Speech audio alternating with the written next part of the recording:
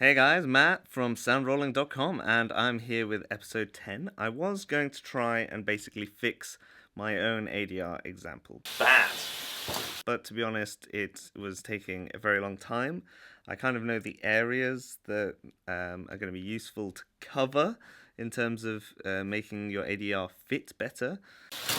So it's obviously useful when you're on set and then going into post production to know how far away the microphone was, because you want to get that sense of space. You can replicate this with obviously reverb as well to a certain degree, but having that physical microphone placement is going to help you a lot. You should be in a kind of a not very live room, which means a live room is like a reverberant room, like the bathroom that I was in.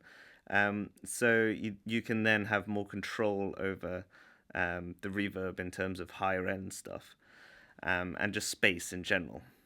So that's kind of one thing. EQ is kind of the second thing. You want to try and match a similar kind of tone. So right now, obviously me hearing my own voice in my own head, I probably sound a bit deeper than I am on the camera. But it is trying to match that level in terms of kind of pitch and tone.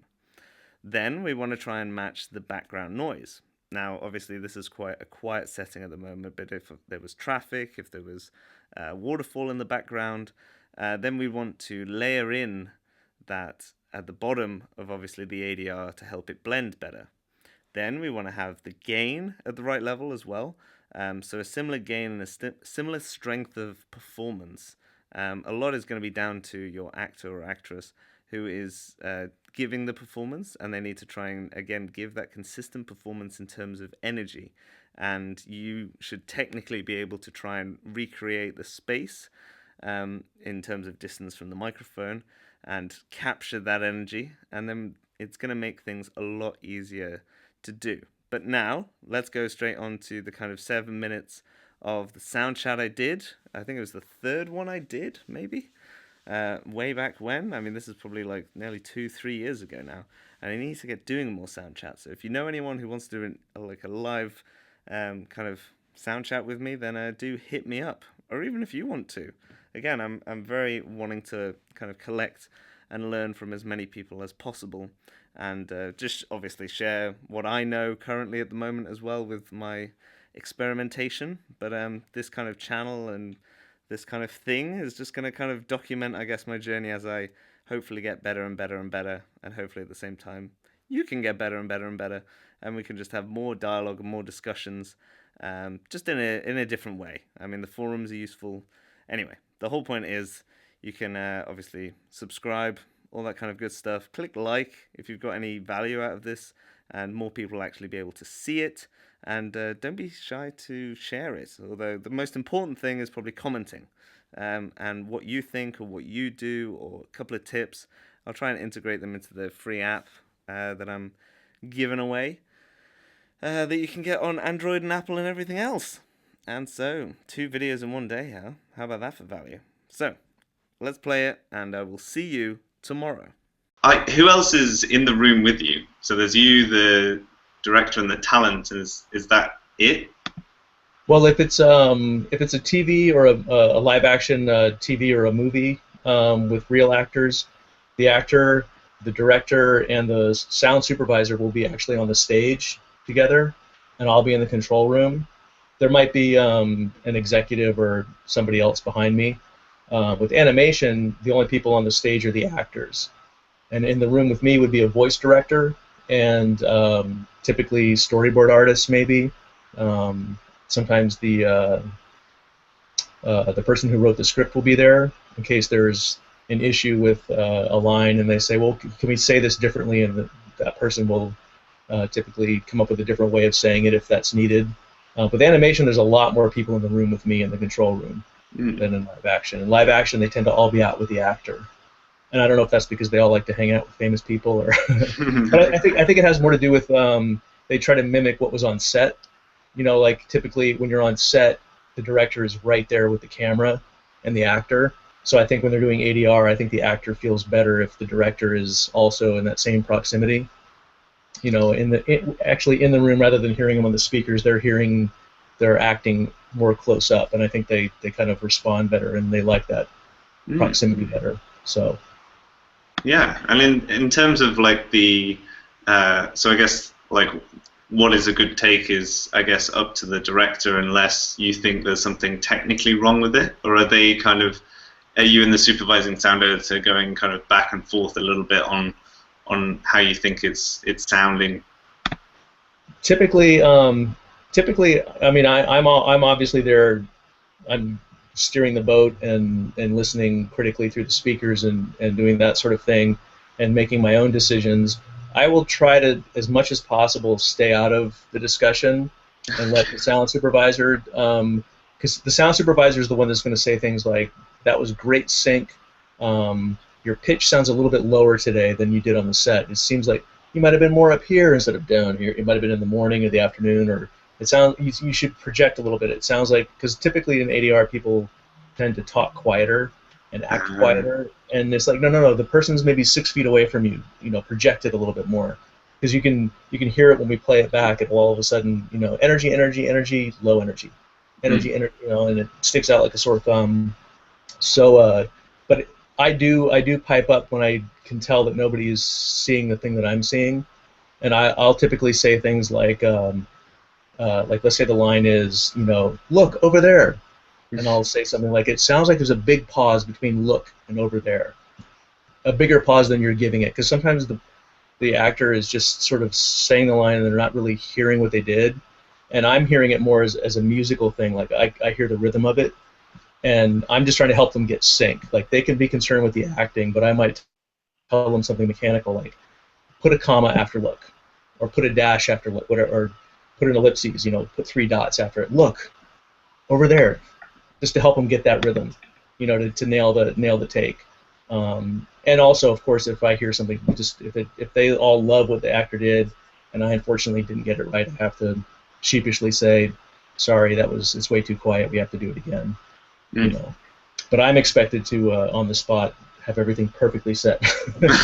Doesn't always happen, but you know, I have to kind of guess what they're going to give me, and sometimes actors blurt something out that I think they're going to be quiet with, and it catches me off guard. And yeah, I can totally relate when it's just in terms you of can. like, I'm sure you we're gonna do this as improv, and it's like, okay. Well, and you try to gauge from their previous performance. Yeah. Quiet. Now they decided to do it big and loud, and you're like, thank you very much. Appreciate that. I think I've learned, especially I do a bit of part-time teaching just with like one-day sound classes and things, and it's like one of the few things I say is like, it's always good to get rehearsal, but anytime you get an actor to say anything in a rehearsal, just turn it down a little bit, because it's probably going to be a lot louder than anything they say. Yeah. I almost always, voice director and animation always ask me, do you want to get levels?